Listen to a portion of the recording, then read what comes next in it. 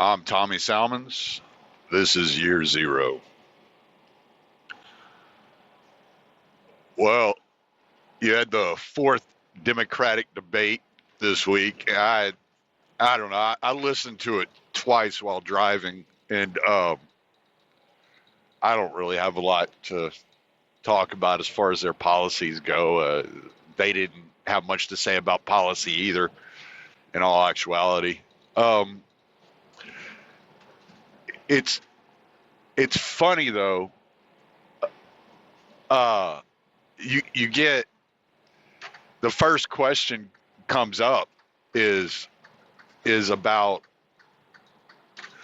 the Ukraine scandal and Trump impeachment. Obviously, they were going to bring it up. It'd been a hot topic for a couple of weeks, and after seeing these Veritas videos, I'm sure CNN. That's all they've been talking about for the last few weeks. But it's pretty incredible that when given the opportunity, and they asked Tulsi Gabbard about impeachment, that she stuck to the Ukraine scandal. She didn't call out the Hillary Clinton candidacy in 2016 for their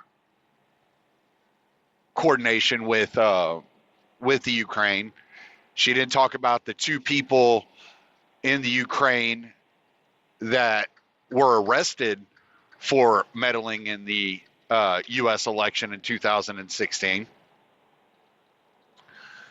She didn't call out Joe Biden at all for his idea of a quid pro quo with Ukraine in order to fire the prosecutor, Shokin, I believe is his name, who has been deposed and has a sworn testimony in which he states that he was, in fact, moving closer to investigating Joe Biden's role in Ukraine and Hunter Biden's role at Burisma.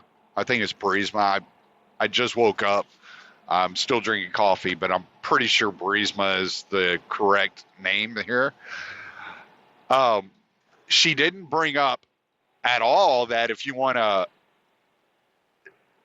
impeach Trump, that his vetoing of Congress's vote to pull troops out of Yemen would be a perfect reason to be going after him, given that it's Congress's constitutional authority to declare war and not the president's.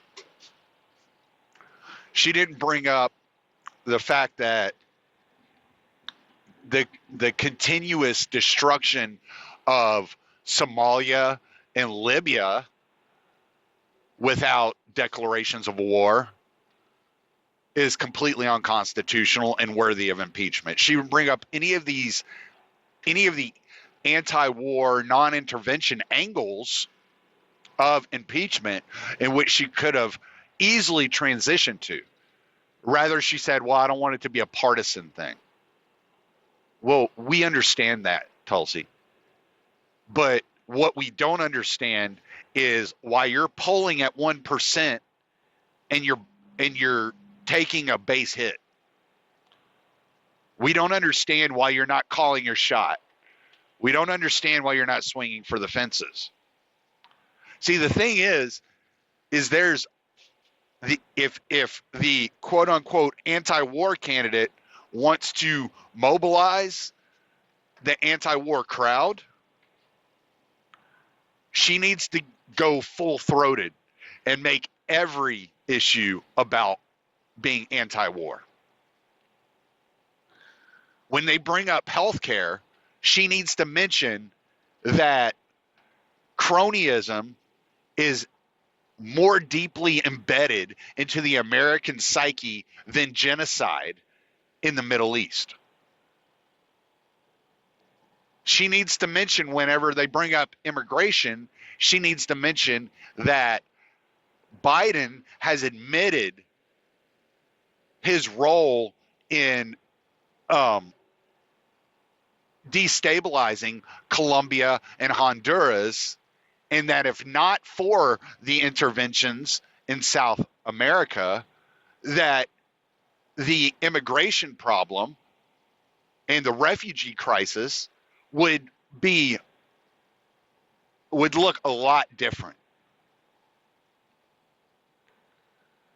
She needs to mention that we may disagree with the way that countries are conducting their business in South America or in the Middle East or in Africa, but they are sovereign nations, and that full spectrum dominance is a failure. And it is a neoconservative Trotskyist plot that has failed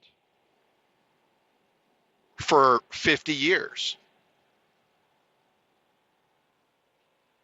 She needs to mention that imperialism leads to less liberty, and that we are the land of the free, and that the brave men and women, her brave brothers and sisters in the armed forces, are willing to take their orders from the commander-in-chief and do whatever is asked of them. But they should not be asked to die for corporate interests. Rather than going along with the same old song and dance that everybody else is going along with. She has to set herself apart. See, because I can get over her fantasy economics due to the fact that cronyism is more embedded into the American psyche than imperialism. And that just because she gets into office or someone like her gets into office doesn't mean that their economic system is going to be put into place. The idea that you're going to elect a Bernie Sanders or a Tulsi Gabbard or Elizabeth Warren or any of these people, and you're going to rid the American system, the healthcare industry, the pharmaceutical companies, you're going to get rid of their profits, is insane. It's not going to happen.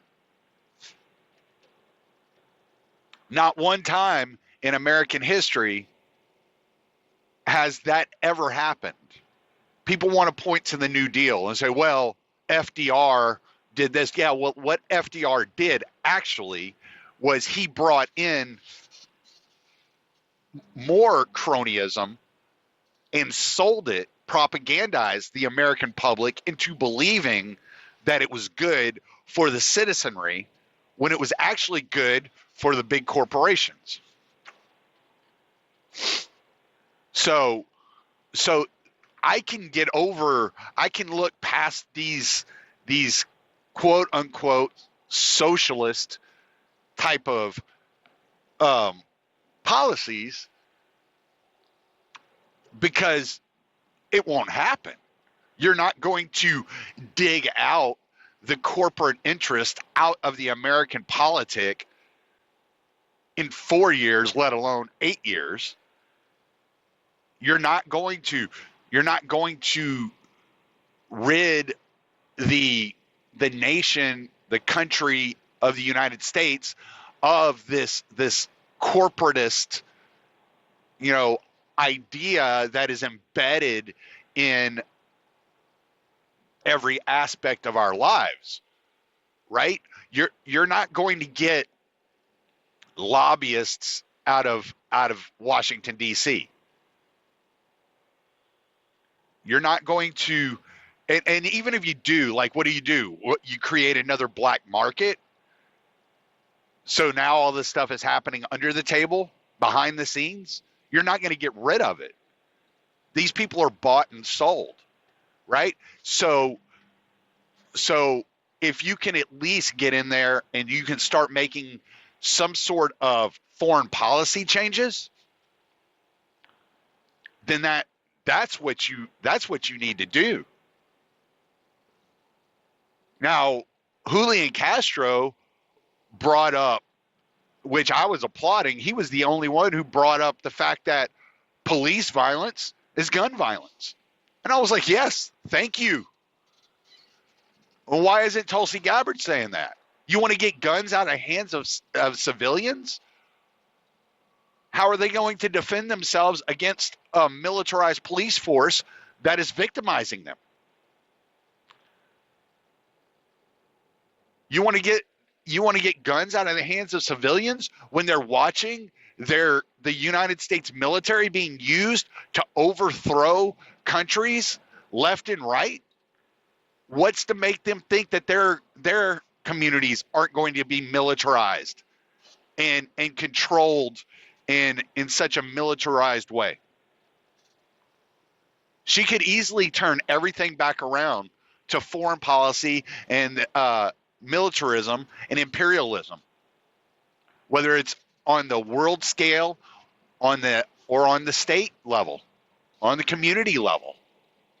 Like, hey, these communities, they have tanks.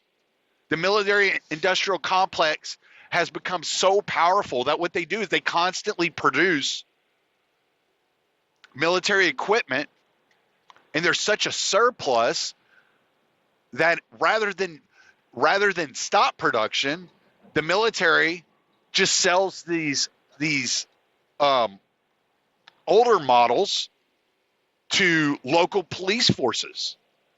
So they have tanks and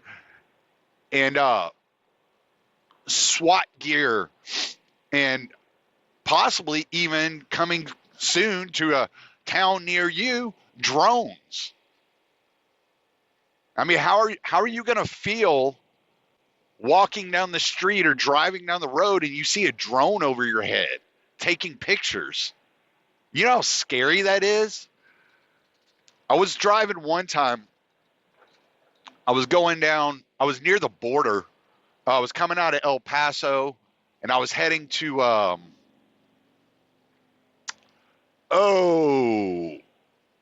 where was I going? I can't even remember. Laredo. That's where I was going. I was going from El Paso to Laredo. And I'm driving down, I think it's Highway 2, right on the border. And what it does is as you're coming out of El Paso, you're following the border, and you're following the edge of the border all the way down to Laredo. And this was years ago. This was when Obama was still in office. I'm guessing this was about 2012, 2013. And it was freaky, man. I was driving. It was like 2:00 in the morning, and I'm driving. Oh, excuse me. And I'm driving. Man, I'm sinusing, man. I'm really sorry. And I'm driving down, and there's this like flash of fucking light, and I was like, "What the fuck was that?" And then I go just a few miles further, and it really wasn't even that far. And then there was another flash of light, and it's right in my face. And I'm like, what the fuck is going on? And a few minutes later, same fucking thing. And when it happened, I was able to see the outline of the drone that was flying along the border back and forth, taking surveillance photos. I guess that's what it was doing. Or it was just fucking with me and flashing light in my eyes. But it's tripped out, man. And how are you going to feel when your police force is flying drones over your head, taking surveillance photos all the time? You see, there are certain areas. I can't think of one off the top of my head, but there are certain areas. As a truck driver, you'll be driving down these roads, and it's two lanes. It's one lane each way, and it's a main highway. There's no shoulder, and you'll see a sign, and it'll say speed limit enforced by aircraft. And we used to make jokes about how it would be fucking crazy. You're cruising down the road and a fucking airplane lands in the middle of the highway and a cop jumps out to write you a ticket. But the truth of the matter is they're going to use unmanned drones for shit like that. Now, what the fuck is that even? Why is that even necessary? You're on a 2-lane road, man. People aren't trying to kill each other. They're trying to fucking just get from point A to point B. Right? And it's not to say that nobody drives fucking ridiculous. I mean, I'm out on the road. I see people driving fucking ridiculous all the time. But the speed limits and the fucking and the traffic laws, they don't make a difference. People are going to drive fucking ridiculous if they're going to drive ridiculous. Some people are just irresponsible and they don't give a fuck about a law, right? So how fucking creepy is it going to be whenever you get these fucking, it's going to be like those fucking red light cams, right? That were taking pictures of people's fucking license plates and then fucking sending them the ticket, right? It's like, I got a ticket the other day. I didn't even know I was on it wasn't a ticket, but a fine. I have to pay these tolls through the mail. I didn't even know I was on a toll road. They don't have it. They didn't have it marked at all. Yet I owe $3.64 for 2 tolls. And I'm like, what the fuck? Where? That's some creepy shit because I don't even know where I was on a toll road and they're charging me. Who's to say they're not just charging me? Because they decided that they're going to charge a toll for this stretch of road that's not even marked as a toll road. And if they're flying drones overhead, just like taking photos of people's fucking license plates, you don't know. You don't know what they're doing. So Tulsi's avoidance or inability to leverage all these policies back to militarization, back to imperialism, back to a lack of liberty. When they start asking about mass shootings and she doesn't bring up, the mass casualties in other countries, she doesn't bring up the police brutality. When they're talking, or when they ask her about health care and she doesn't bring up the corporatist ACA, Obamacare, that was written by the insurance companies, and that this corporatism isn't going to be weeded out of the American psyche any more than imperialism is, turn everything back around. And that's what my problem is with Tulsi Gabbard, is she's not swinging for the fences. Look, lady, you're not going to win. You're not. All you can do is try to change minds. All you can do is try to inform people. Now, I understand you want to serve. Well, you should be serving the American people by telling them the truth. When Pete Buttigieg fucking challenged you on the debate stage saying that the slaughter of the Kurds is only Donald Trump's fault, tell him he's full of shit. That Operation Timber Sycamore, in which the CIA armed ISIS and Saudi Arabia funded ISIS in order to destabilize Syria, is the reason that there's a civil war in Syria in the first place, and that it was the United States' fault. But she's not doing it. She tiptoes right up to the line and then backs off. And you got to understand at a certain point, That's not good enough. And people like me just get tired of it because it's like, we know what's going on. Just point it out. Just point it out. Just give the facts. And if people don't believe you, they can Google it for themselves. When Dan Crenshaw was on Twitter the other day tweeting about how America's role in Syria isn't America's fault and that America didn't start the fucking war, I posted a New York Times article about Operation Timber Sycamore, and I told him he should be briefed more often. You know, he's saying it was cheaper for us to be involved in Syria than it was for us not to be involved in Syria. I'm like, really? Because the CIA dropped $1 billion to destabilize that region. Right? I mean, that's what happened. So if she's out there supposed to be the anti-war candidate, and she is 75% better than every other candidate out there, we should at least be able to expect that she's going to fucking stick to her guns and turn everything back around on war and on imperialism and say, look, this is the real problem here.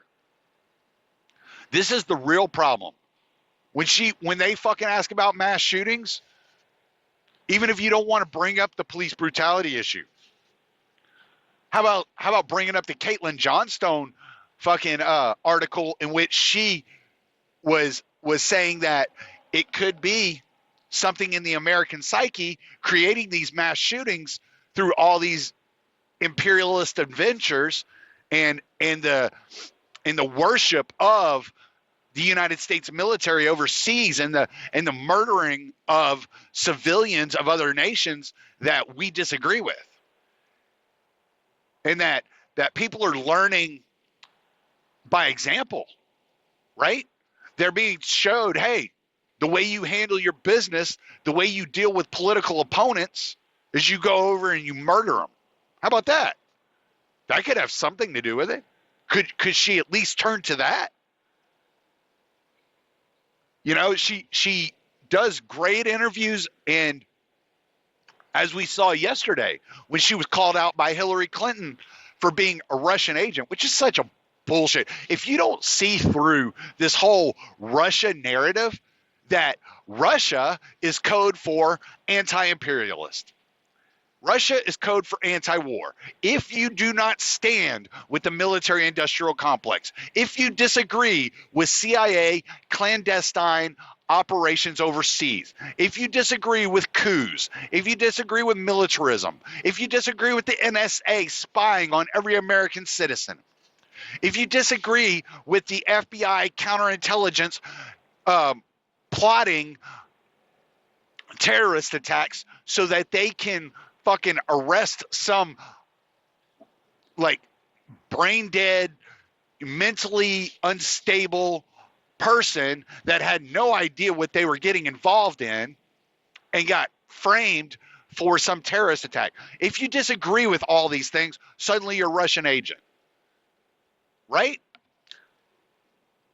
So when Hillary Clinton comes out and calls Tulsi Gabbard, she didn't even have the balls to name her.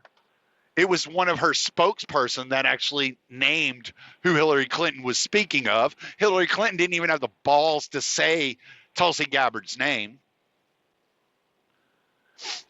And she calls her a Russian agent, and then Tulsi comes out and calls Hillary Clinton out, right? And she did. She swung for the fences on that, calling Hillary Clinton the most corrupt, warmonger politician in the history of fucking Democratic politics. And I was like, fuck yeah. And then she's like, obviously you're the one behind the curtain pulling the strings. Bullshit. She's just another mouthpiece for the military industrial complex. She's just another mouthpiece for the Pentagon, for the CIA. She's not pulling the strings. Now, it's not stupid to try to make the campaign about um, Hillary Clinton when you're Tulsi Gabbard, when you're in her position. You know, she says apparently it's the campaign is between you and me. Why don't you come out and actually get into the race? Okay, that's fine. That's not a bad move because people hate Hillary Clinton. And if you can actually convince people it is a binary, then you're actually doing something. But what you're doing in effect as well is you're going to create enemies out of other candidates like Andrew Yang, because now you're basically saying Andrew Yang either doesn't matter or is a proxy of Hillary Clinton, right? Or Pete Butt stuff is either doesn't matter or he's a proxy of Clinton. And so you're putting all the campaigns into one of two categories. Either they don't matter or they're a proxy of Hillary Clinton. And so I don't know if that's the way you win over voters from Elizabeth Warren or from Bernie Sanders, right? But it may work. I don't know. I mean, maybe she got with a PR person and they told her this is a winning strategy. This is how you get your percentage up. We'll see. I don't know. But so I understand to a certain degree why people are so attracted to Tulsi Gabbard as a candidate, but I get frustrated with the meek responses. When I see her go on Twitter and just lay out Hillary Clinton, just throw a haymaker like that, I'm like, why aren't you doing that on the debate stage? Like, quit with the tiptoeing around the issues. No matter what they ask you, bring it back to the wars. We have less freedom in this country because of the wars. The NSA is spying on us in this country because of the wars. Right? Talk bad about the Patriot Act. Talk bad about Obama assassinating American citizens. You know, talk bad about Obama signing into law the law that made it legal for the CIA and the NSA and the DIA and the FBI to propagandize American citizens. Like, get into this stuff. This isn't conspiracy theory. This is actually shit that the United States government is doing. They've admitted to doing. So lay it out there. Tell the people, I understand you want to be safe. I understand you want to be secure. But by trying to find greater protections from external threats, you're opening yourself up to become victims internally of a system that is growing out of control. And we need to get the checks and balances back in place in order to make sure that less American citizens are victimized by the state. Let them know that, hey, this militarism is creeping its way onto our streets, into our neighborhoods, into our communities. There are big swaths of the American public that feel like there are occupational regimes, occupying their streets. We don't like the militarization and the militarizing of Gaza and the West Bank by Israel, any more than we like the militarization of the streets of Baltimore or Chicago by the police. We don't like the assassinations of American citizens in Yemen any more than we like the assassinations of American citizens in Fort Worth and in Dallas. Right? So if she continues to refuse to turn these subjects back into what the actual concern should be, which is the freedom aspect, the liberty aspect of what we're discussing, and how difficult it's going to be to dig the corporatism out of the American system, to dig the imperialism out of the American system, and how embedded it is in our American system. If she doesn't start quoting Smedley Butler or John Flynn or fucking Daniel Ellsberg for that matter, then we're going to have to wait for somebody who will. Because we need an anti-war candidate with some balls, all right? We need a Tom Woods or a Peter Van Buren, right? Danny Sherrinson, fucking Matthew Ho. One of these guys that'll just lay into them and say, no, this is fucking bullshit. I've seen it from the inside. This is all fucking bullshit. This is all a scam to make money. Shit, I've heard fucking Tulsi Gabbard talk about being in fucking on one of her tours. I think she was talking about Iraq, and they had banners, Halliburton banners, in the fucking barracks on the fucking base. Why the fuck isn't that being brought up on the debate stage? Why isn't she talking about who's getting enriched by these wars and by quantitative easing?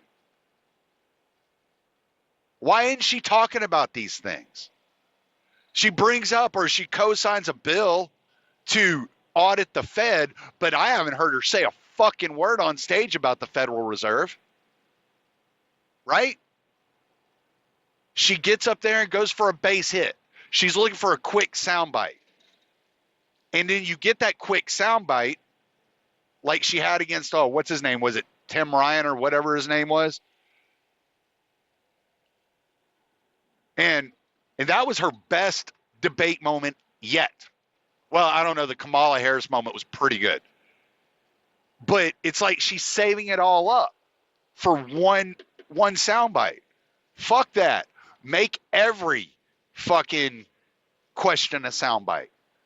Hit a home run every time. Right? Just go for it.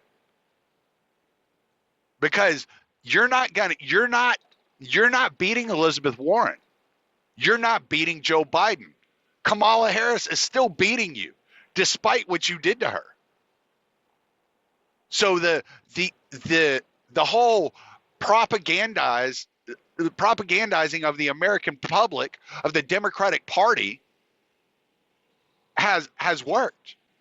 Whether they truly believe you're a Russian asset or an Assad apologist, they question it. You're polling at 1%. Those that are following you, those that want to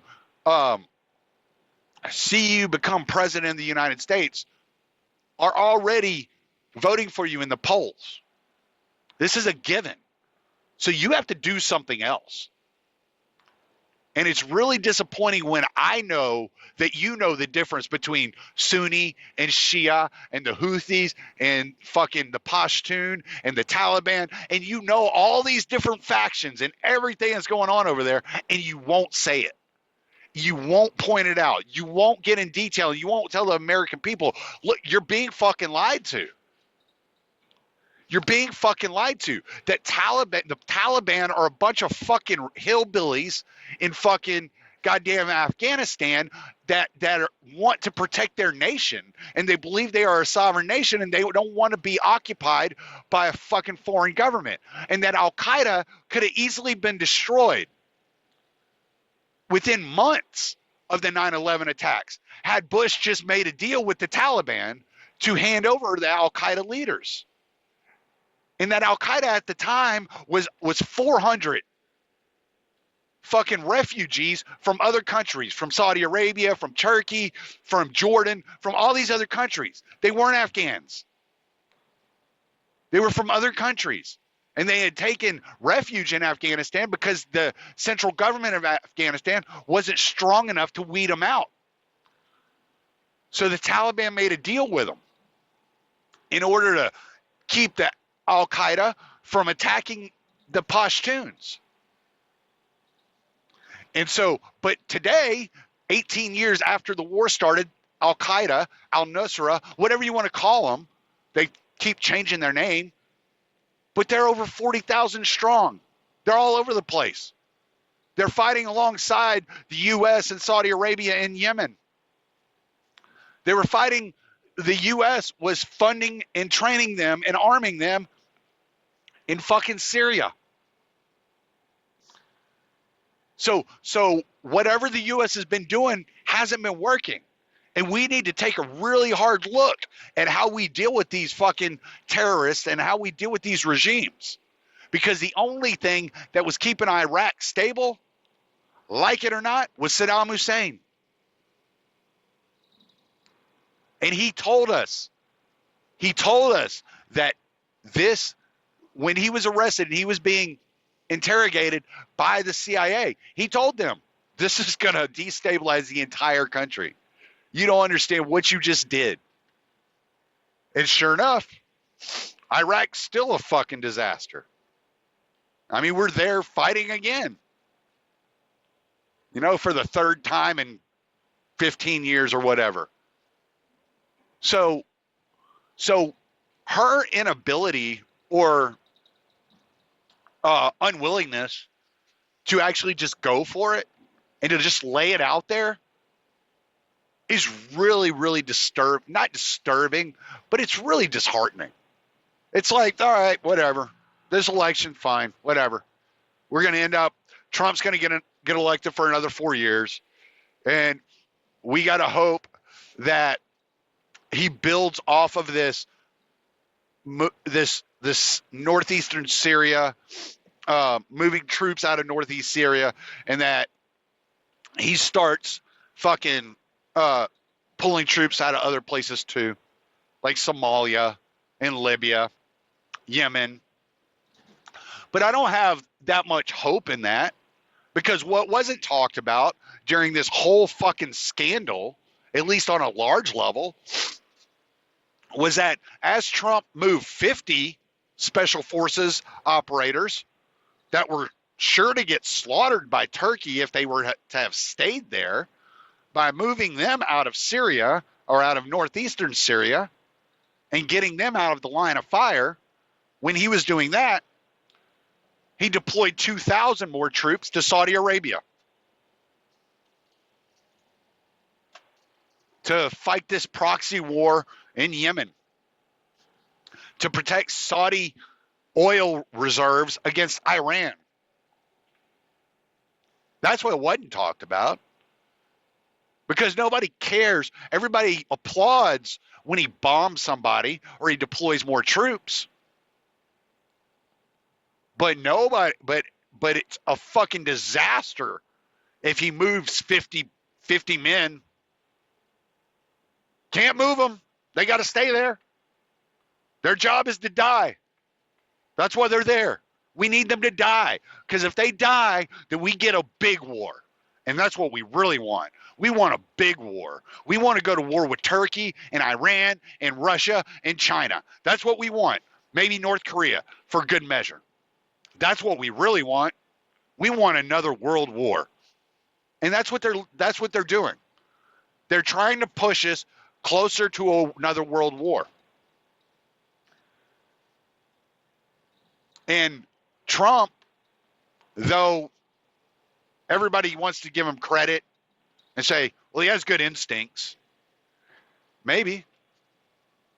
I think good possibility that he's just doing what's politically expedient as far as he sees it. And as long as the elites and the media are attacking him, his base is good. Right?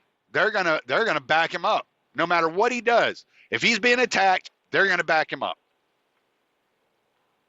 So I just get frustrated when I know that Tulsi knows what's going on and she's unwilling to say it. She's unwilling to make the debates about foreign policy. Because she could destroy everybody on that stage. She could rip all their hearts out on foreign policy.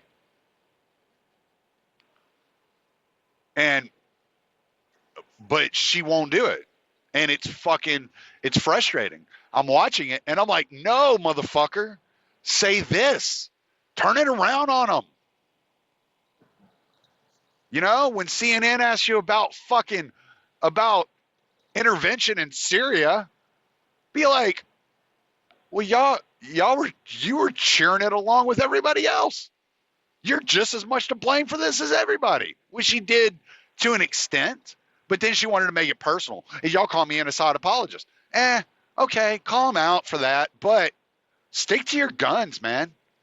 Tell them y'all are responsible for a genocide in Yemen. Your unwillingness to cover the children being starved to death, the children dying of cholera in Yemen is just making it worse.